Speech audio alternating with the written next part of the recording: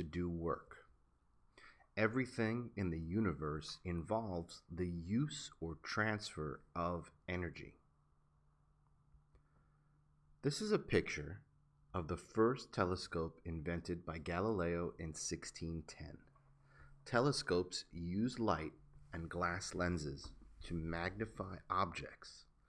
With the invention of the telescope, human beings were able to see distant objects with more detail.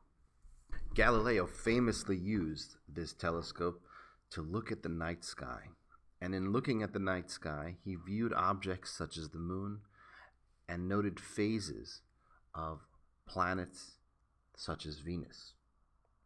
Here are his sketches from viewing the phases of Venus over a couple of nights. As telescopes improved throughout history, they allowed us to see more and more of space. Modern telescopes, such as this one housed in China, have large glass lenses that capture light and focus our attention on deep portions of space. This is the Hubble Space Telescope, the largest telescope ever constructed.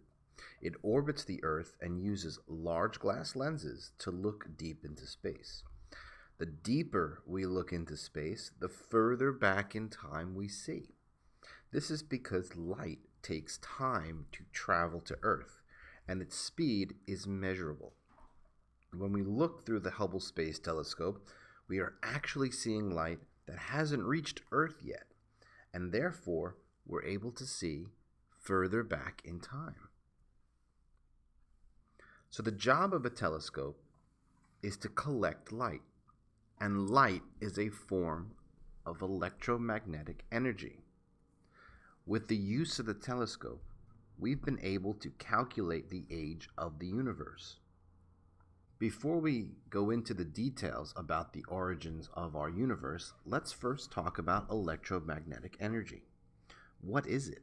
Well, electromagnetic energy is given off by all matter using a type of energy wave called a transverse wave.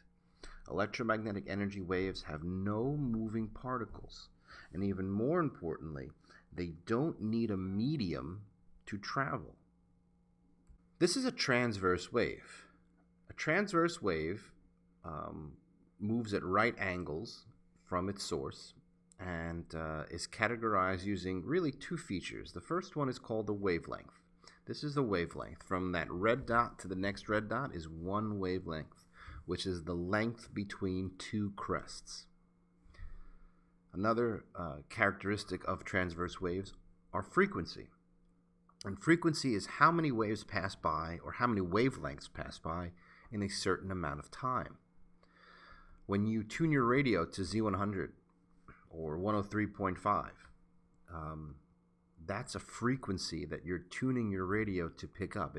It's tuning the mechanics of the radio to listen to that particular wavelength, that particular frequency of radio waves, and that's why you're able to hear different stations as you change the dial.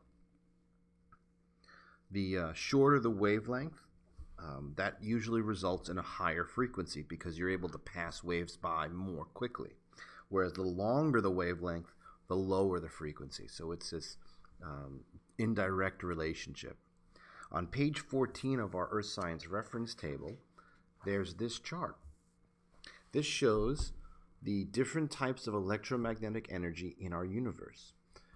They're organized by their wavelength. So on the right side of this table, we have a longer wavelength. You can see where it says increasing wavelength. On the left side of the table, we have a decreasing wavelength, a shorter wavelength. So once again, where there's an increasing wavelength, we have a much lower frequency. And where we have a decreasing wavelength, we have a much higher frequency. Right in the middle of this table is visible light. And when we were just talking about telescopes and being able to see deep into space, well, that's all pretty much based on visible light, what we're able to see and collect from our own sunlight and what's given off by other stars and galaxies. So visible light is the only portion of this spectrum that can be seen by the human eye. white light, which comes from the sun, right? I know it's yellow, but really the light that it produces is white, can be broken up into 6 different colors. And those colors are violet, blue, green, yellow, orange, and red. And as you go from violet to red, what you're actually doing is you're changing the wavelength. What makes violet different than blue, and what makes blue different than green, and yellow different than orange, and so on and so forth, is the length of the wave. And our eyes can actually interpret those differences in wavelength, which is why we're allowed to see color as we do. On this little spectrum of visible light, violet has the shortest wavelength, and red light, or red color, has the longest wavelength. So everything kind of fits in between those two. Generally speaking, electromagnetic energy can really be separated into 2 groups. We have long wave electromagnetic energy, which really means low frequency. And when they have low frequency, that means less waves pass by in a certain amount of time.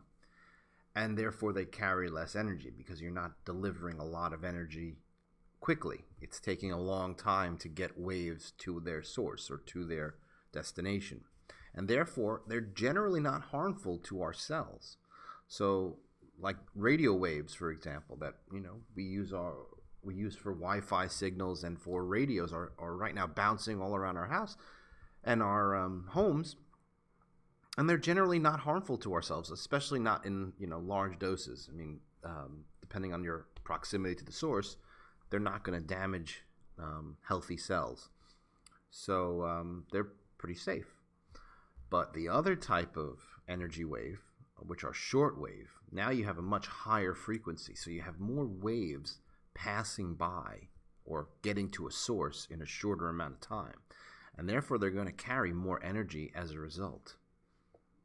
And because they carry more energy, they're much more harmful to cells. Short wave electromagnetic energy is usually something like gamma rays or X-rays. And if you've gone to the dentist recently, you know that if you take X-rays, they throw that lead apron on your lap to protect you. That's because X-rays can damage your cells. So to protect your cells, they put that apron on you that blocks out the harmful radiation, and the dentist or the dental hygienist runs out of the room to prevent themselves from being exposed to radiation. So shortwave radiation or shortwave electromagnetic energy, always more harmful because it carries more energy. This is a spectrograph or a spectral image from our sun. As you know, the sun gives off light, but it also gives off electromagnetic energy. Some of it being visible light, some of it being gamma rays, X-rays. Our atmosphere protects us. Our actual magnetosphere protects us. But notice that the bands of color are interrupted by black lines or black spaces. And this is really where we're going next. If we look carefully at where those black spaces wind up, they're actually fingerprints that show the elements that make up our sun. For example, when hydrogen gas is heated, it emits a spectral image similar to the one you see. The movement of electrons in the clouds of the element produce this type of light, and we can detect it. Each element that makes up a star or a planet or a galaxy gives off a specific arrangement of black bands. And this helps us determine what types of elements, what types of gases are in stars, are in planets, are in galaxies, are out there in space. And it gives us clues to how far these things are away from us. It's one of the ways that we can measure the distance between us and the nearest star, or us and a distant galaxy, is by looking at these spectral graphs and understanding how the black lines are set up. As we go deeper into this topic, we'll learn more about what that means and how we can view the universe as an expanding universe. That's all for now, and thanks for watching.